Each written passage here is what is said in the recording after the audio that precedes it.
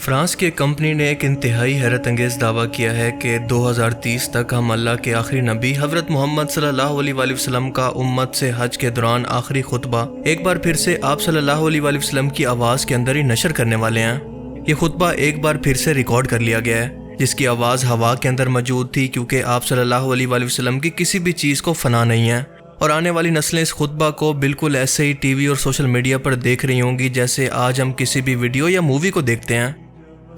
یہ الفاظ میرے نہیں ہیں، بلکہ پاکستانی چینل پر ایک مذہبی پروگرام ہوسٹ کرنے والے شخص جسٹس نذیر غازی صاحب کے ہیں، جو کہ ہر وقت گزر چکے بزرگوں کی عجیب و غریب قسم کی کرامات اور من گھڑت قسم کے قصے کہانیاں سناتے رہتے ہیں۔ ان کا یہ شوشہ چھوڑنے کے بعد یہ خبر پورے سوشل میڈیا پر ہر جگہ پر پھیل چکی ہے، اور ہر وہ شخص جسے کامن سینس اور ریسرچ سے نفرت ہے وہ اس بات پر یقین کر کے اس کو آگے بھی پھیلا رہا ہے۔ اور سب سے حیرت کی بات یہ ہے کہ سوشل میڈیا پر اتنا بڑا دعویٰ انسانوں کے اندر دنیا کی سب سے عظیم ہستی کے بارے میں کرتے ہوئے ثبوت یہ پیش کیا گیا ہے کہ بس فرانس کی ایک کمپنی ایسا کر رہی ہے۔ نہ کمپنی کا کوئی نام لیا گیا ہے، نہ اس کے کوئی ریسرچ آرٹیکل، اور نہ کسی خبر کا حوالہ دیا گیا ہے جو کسی بھی انٹرنیشنل سائنس فورم جیسا کہ لائف سائنس یا نیچر وغیرہ پر پبلش کی گئی ہو، کیونکہ اگر ایسا ہے تو یہ ریسرچ بہت ہی ریولوشنری ہے یا پھر دنیا کو بدلنے والی ہے۔ فرانس کی ایک کمپنی جو ہے اس نے رسول اللہ صلی اللہ علیہ وسلم کا خطبہ حجۃ الوداع ریکارڈ کر لیا ہوا ہے، اور خطبہ حجۃ الوداع اسی طرح نشر ہو رہا ہے جیسے اس وقت میرا اور آپ کا پروگرام جا رہا ہے۔ انہوں نے کہا کہ 2030 تک یہ خطبہ آپ ٹی وی پہ دیکھ رہے ہوں گے۔ حضور اکرم صلی اللہ علیہ وسلم کی اپنی آواز میں صرف یہ ہے کہ ابھی وہ لوگوں کی آوازیں اور اس کو وہ صاف کر رہے ہیں، فلٹر کر رہے ہیں، صاف نہیں ہو رہی ابھی۔ خطبہ حجۃ الوداع اسی طرح نشر ہو رہا ہے جیسے اس وقت میرا اور آپ کا پروگرام جا رہا ہے۔ حضور صلی اللہ علیہ وآلہ وسلم کی اصل آواز اگر میں آپ کو کہوں کہ آپ سن پائیں گے 4-5 سال بعد تو کیسا لگے گا؟ اس سے بڑی کوئی خوشخبری ہو سکتی ہے آپ کے لیے؟ فرانس کی ایک کمپنی نے خطبہ حجۃ الوداع کی ریکارڈنگ کر لی ہے ٹیکنالوجی کی مدد سے۔ جو کہتے ہیں نا سائنسدان، یہ آوازیں ختم نہیں ہوتی، جو بھی کوئی بات کرتا ہے یہ ایک فضا میں رہتی ہے، ہوا میں یہ چیزیں رہتی ہیں۔ تو انہوں نے ٹیکنالوجی کی مدد سے اس خطبے کی ریکارڈنگ کر لی ہے، ابھی اس کو آواز کو فلٹر کرنے کی کوشش کر رہے ہیں، اور جو کانٹ جاٹ اس کی ہے کلیئر آواز تاکہ آپ کو آ سکے اور سمجھ آ سکے۔ 2030 تک انشاءاللہ جو ہے نا آپ صلی اللہ علیہ وسلم کی اصل آواز سن سکیں گے۔ اس سے بڑی کوئی خوشخبری ہے؟ دیکھیں، یہ ایک ٹوٹلی ان لاجیکل، بیس لیس اور امپاسبل دعویٰ ہے جو کہ پرانے بزرگوں کے قصے کہانیوں سے متاثر ہو کر پبلسٹی سٹنٹ کے لیے گھڑا گیا ہے، جس کے پیچھے کوئی ثبوت موجود نہیں ہے۔ اور اس ویڈیو کے اندر میں یہ ثابت کروں گا کہ یہ مسلمانوں کے اندر فتنہ پیدا کرنے کی کتنی بڑی سازش ہے، جو کہ آواز سے شروع ہو کر آپ صلی اللہ علیہ وآلہ وسلم کے چہرہ مبارک اور جسم کو بنانے اور پھر قرآن و حدیث کو دوبارہ بنانے تک بھی پہنچ جائے گی۔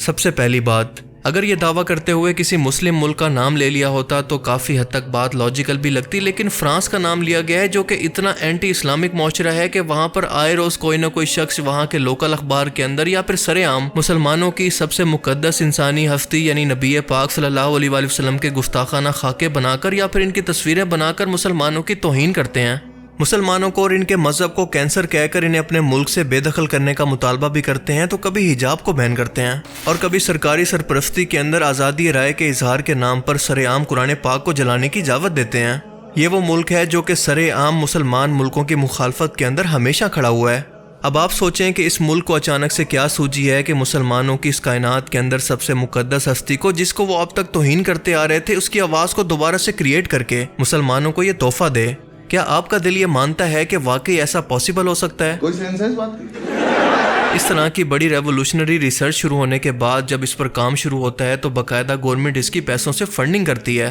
کیونکہ اس طرح کی ریسرچ کو کنٹینیو کرنے کے لیے بہت ہی مہنگے سائنٹیفک انسٹرومنٹس کی ضرورت ہوتی ہے، اس کے ساتھ مین پاور، برین پاور کی یا پھر دنیا کے ذہین ترین لوگوں کی ضرورت ہوتی ہے، جو کہ صرف اور صرف پیسے سے ہی ممکن ہے۔ اور جب کوئی گورنمنٹ اس طرح کی فنڈنگ کرتی ہے تو وہ سب سے پہلے اپنے معاشرے کے لیے یا پھر اپنے ملک کے لیے اس کا فائدہ دیکھتی ہے۔ یہ سب کچھ انٹرنیشنل میڈیا پر ڈسکس ہوتا ہے اور اس کی ہر جگہ پر ہائپ بن جاتی ہے، لوگ اس کے بارے میں ہر وقت باتیں کرتے رہتے ہیں اور اس کے بارے میں اپ ٹو ڈیٹ رہنا چاہتے ہیں۔ مگر اس طرح کی ریسرچ کی خبر نذیر صاحب کے علاوہ اب تک پاکستان تو دور، دنیا کے اندر کسی اور کو بھی نہیں ہے، ایون کہ فرانس کو بھی نہیں۔ انفیکٹ اگر ان لوگوں کو اس بات کا پتہ بھی چل گیا تو وہ ان کی امکانہ باتوں پر خود بھی ہنسنے لگیں گے۔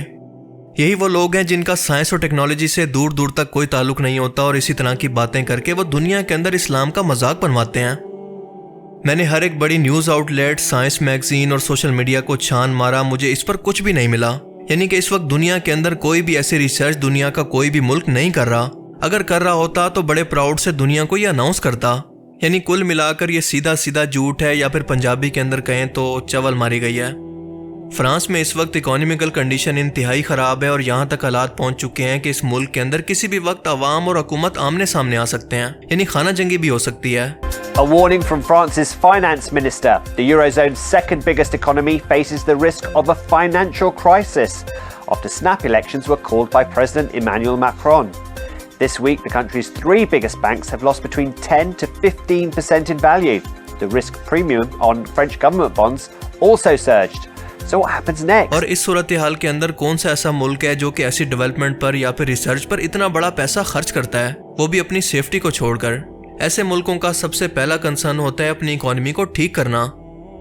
تیسری بات، اگر آواز اور اس خطبہ کو ریکارڈ ہی کرنا تھا تو آج یورپ کے موجودہ سائنٹسٹ تو زیادہ تر ویسے بھی عقیدے کے اعتبار سے ایتھیسٹ ہیں یا پھر کرسچن ہیں. یہ لوگ اپنے سب سے بڑے سائنٹسٹ یعنی نیوٹن، البرٹ آئنسٹائن کو چھوڑ کر اور مذہبی طور پر حضرت عیسیٰ علیہ السلام کے خطبہ کو چھوڑ کر، جو کہ انہوں نے آخری بار اپنے حواریوں سے کیا، حضرت موسیٰ علیہ السلام کا اپنی قوم بنی اسرائیل سے کیا گیا خطاب، ان سب چیزوں کو چھوڑ کر حضرت محمد صلی اللہ علیہ وآلہ وسلم کے خطبہ کو دوبارہ سے ریکریٹ کیوں کرنا چاہتے ہیں؟ کیا یہ چیز کوئی سینس بناتی ہے؟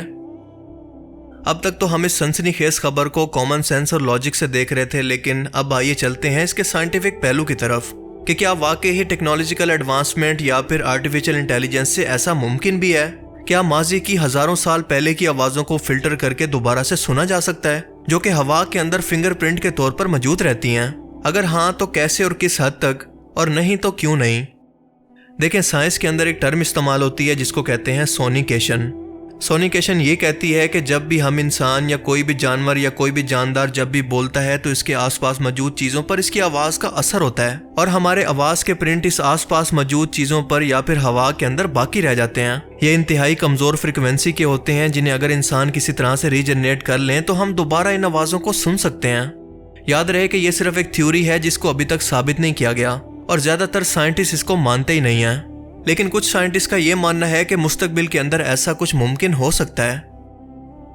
یہ بالکل ایسا ہی ہے جیسے ہر لمحہ ہمارے آس پاس کائنات کی سب سے چھوٹی چیز جن کو سٹرنگز کہتے ہیں وہ وائبریٹ کرتی رہتی ہیں اور پیدا ہو کر ختم ہوتی رہتی ہیں. یہ سٹرنگز ملٹی ڈائمینشن کے اندر سفر کر سکتی ہیں، اور اگر انسان ان کے اندر داخل ہو جائے تو نہ صرف ٹائم ٹریول کر سکتا ہے بلکہ الگ الگ یونیورس کے اندر بھی ٹریول کر سکتا ہے، کئی اور ڈائمینشنز کے اندر اپنی مرضی سے جا سکتا ہے. اب ڈیفینیشن کے حساب سے تو یہ تھیوری بالکل ٹھیک ہے، لیکن انسانوں کے لیے یہ بالکل امپاسبل ہے، کیونکہ انسان اس حد تک چھوٹا کبھی نہیں ہو سکتا، کیونکہ یہ سٹرنگز انسانی بال سے بھی اربوں خربوں گنا چھوٹی ہوتی ہیں، اور سب سے بڑھ کر میس لیس بھی. اب سونیکیشن تھیوری کے اندر بالکل یہی مسئلہ ہے کہ فرض کریں کہ خانہ کعبہ کے سامنے کھڑے ہو کر ایک شخص نے 1400 سال پہلے کوئی خطبہ دیا، اور وہ آواز کعبہ کی دیواروں کے اندر یا پھر ہوا کے اندر پرنٹ کے طور پر موجود رہ گئی. لیکن اس سے پہلے بھی جب 4000 سال پہلے حضرت ابراہیم علیہ السلام نے کعبہ کی دوبارہ تعمیر کی، تب سے لے کر 1400 سال پہلے یعنی نبی پاک صلی اللہ علیہ وآلہ وسلم کے دور تک بھی تو کتنے لوگ کعبہ کے سامنے بات کر چکے ہوں گے. اور پھر 1400 سال کے بعد آج کے ٹائم کے اندر آپ دیکھ لیں کہ ہر روز آج بھی لاکھوں لوگ کعبہ کے سامنے دعائیں کرتے ہیں، اس کے سامنے باتیں کرتے ہیں. اگر سونیکیشن کی تھیوری ٹھیک ہے تو ایسا کیسے ممکن ہے کہ ان اربوں خربوں آوازوں میں سے جو کہ ہزاروں سال سے موجود ہیں ایک خاص آواز کو پہچانا جائے اور فلٹر کر کے نکالا جائے؟ اس آواز کو پہچانے گا کون؟ کیونکہ اس وقت تو دنیا کے اندر رسول اللہ صلی اللہ علیہ وآلہ وسلم کی آواز کو پہچاننے والا کوئی بھی شخص زندہ موجود نہیں ہے. اور دوسرا، for the sake of argument اگر ہم مان بھی لیتے ہیں کہ ایسا ممکن بھی ہو جائے تو کون یہ بات کنفرم کرے گا کہ یہ خطبہ وہی ہے جو کہ دیا گیا تھا، اس کے اندر اپنی مرضی سے کچھ بھی ایڈ نہیں کیا گیا؟ دیکھیں، سائنٹیفکلی طور پر یہ بات ثابت ہے کہ اگر کوئی آواز کسی شخص کے منہ سے نکل گئی تو اگر تو اسے موقع پر ریکارڈ کر لیا تو ٹھیک ہے، ورنہ وہ آواز ضائع ہو جاتی ہے. ہاں، لیکن ایک صورت ایسی ہے جو کہ اس وقت پریکٹیکل بھی ہے اور کسی بھی شخص کی آواز کو دوبارہ سے جنریٹ بھی کیا جا سکتا ہے، بالکل ہو بہو ایسی آواز جو کہ وہ اپنی اصلی زندگی کے اندر نکالا کرتا تھا.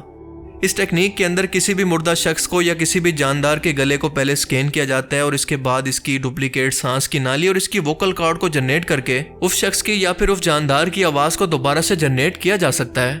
اسی ٹیکنیک سے ہی فرعون مصر اور قدیم ملنے والی لاشوں اور ایون کے ایسے جانور جو کہ کئی ملین سال پہلے موجود تو تھے لیکن اب ناپید ہو چکے ہیں، ان کی آوازوں کو دوبارہ سے آرٹیفیشل انٹیلیجنس سے نہ صرف جنریٹ کیا گیا بلکہ ان کے چہرے اور باڈی کو بھی سکین کر کے ان کے پورے جسم کو دوبارہ سے بنا دیا گیا کہ یہ اصل میں دکھتے کیسے تھے. اب رسول اللہ صلی اللہ علیہ وآلہ وسلم کے معاملے کے اندر آپ کیونکہ قبر کے اندر آرام فرما رہے ہیں، تو دنیا کا کون سا ایسا سائنٹسٹ یہ جرات کر سکتا ہے کہ آپ کو قبر سے نکال کر آپ کے گلے اور جسم کو سکین کر کے آپ کی آواز کو اور آپ کے جسم کو آرٹیفیشل انٹیلیجنس سے ری جنریٹ کرے؟ اور اگر ایسا ممکن بھی ہو تو یہ صرف ڈپلیکیٹ آواز ہوگی، آپ کے بولے ہوئے کوئی الفاظ یا پھر خطبہ نہیں۔ اب دیکھیں، اس طرح کی خبروں سے مسلمانوں کے اندر انتشار پھیلتا ہے کہ کل کو کوئی بھی شخص آرٹیفیشل انٹیلیجنس سے آپ صلی اللہ علیہ وآلہ وسلم کی آواز یا تصویر بنانے کا دعویٰ کر کے کچھ بھی بلوا سکتا ہے اور کسی کو بھی یقین دلوا سکتا ہے، اور عام مسلمان بیچارہ اس پر آنکھیں بند کر کے عقیدت کی وجہ سے اس پر یقین بھی کر لے گا۔ یہ آنے والے دور کا بہت بڑا فتنہ ہے جس کے بارے میں ہمیں اپنی آنے والی نسلوں کو ایجوکیٹ کرنا ہوگا۔ لہٰذا واٹس ایپ یونیورسٹی کی ایسی کسی بھی خبر پر یقین کرنے سے پہلے ایک بار خود سے ریسرچ ضرور کر لیا کریں۔ اب اس طرح کی خبریں کوئی نئی بات نہیں ہے، کیونکہ اس طرح کے شوشے پہلے بھی چھوڑے جاتے رہے ہیں کہ مثال کے طور پر سائنسدانوں نے قبر کے اندر کیمرہ لگا دیا، سائنسدانوں نے زمین کی کھدائی کرنے کی کوشش کی تو وہاں سے جہنم کی آوازیں آنے لگی وغیرہ وغیرہ۔ آپ اندازہ کریں کہ وہ سائنسدان جو کہ قیامت یا پھر جنت جہنم پر یقین ہی نہیں رکھتے، ان کے مطابق مرنے کے بعد جسم فنا ہو جاتا ہے، ان کو کیا ضرورت ہے کہ اپنی ایسی چیزوں پر وقت برباد کریں اور اپنا پیسہ بھی۔ لہٰذا ایسی جھوٹی خبریں پھیلانے والوں کے بارے میں صرف ایک ہی بات کہوں گا، یہ زیادہ تر لوگ پڑھے لکھے بھی نہیں ہیں، ان کی کوئی اتنی تعلیم بھی نہیں ہے، نہ کوشش کرتے ہیں علم حاصل کرنے کے لیے۔ باقی آپ اس بارے میں کیا سوچتے ہیں، اپنی قیمتی رائے کا اظہار کمنٹ سیکشن میں ضرور کریں۔ Thanks for watching this video. اللہ حافظ۔